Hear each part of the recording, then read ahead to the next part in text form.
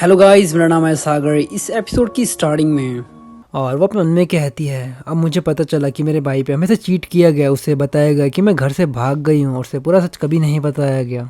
जुनजिन वहाँ से जाते हुए कहता है, तुम्हारे पास सिर्फ 3 दिन है अपने फैमिली के इंटरनल अफेयर्स को सॉल्व करने के लिए, और इसके बाद मुझे बता देना, वरना इसके जो कॉन्सिक्वेंसेस हो गए उसे झेलने के लिए तैयार रहना। और ये कहकर वहाँ से निकल जाता है। हमें दिखाया जाता है कि जायू को हल्का हल्का शक हो जाता है कि शेंगवांग उसकी बहन है, और ये कहते अपना हाथ आगे बढ़ाता है। शेंगवांग भी अपने मन में कहती, भाई मैं सच में तुम्हें बहुत ज़्यादा याद करती हूँ।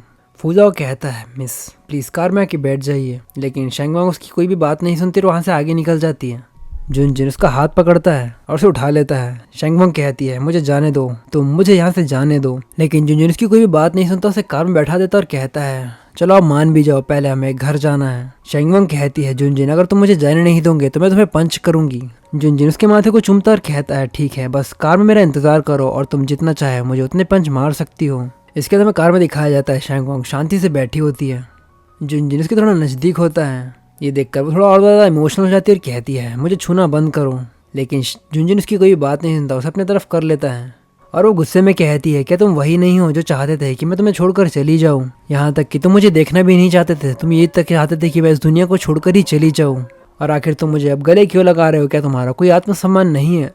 जुनजिन कहता, हाँ मेरा कोई भी आत्मसम्मान नहीं है और मैं चाहता हूँ कि तुम मेरे साथ घर चलो। जुनजिन उसके चेहरे को सहलाते हुए कहता है, मुझे माफ़ कर देना, कल जो सब कुछ मैंने कहा था वो सब कुछ मैंने गुस्से में कहा था, उसके लिए प्लीज़ मुझे माफ़ कर देना। आज मेरे बर्थडे की पार्टी है, घर पे सभी लोग हमारा इंतजार कर रहे हैं, तो कैसा रहेगा कि हम दोनों साथ में वहाँ पर चले। उसकी ये बात सुनकर शेंगवांग एकटक उसकी तरफ देखने लगती है और जुनजिन भी यही कर रहा होता है।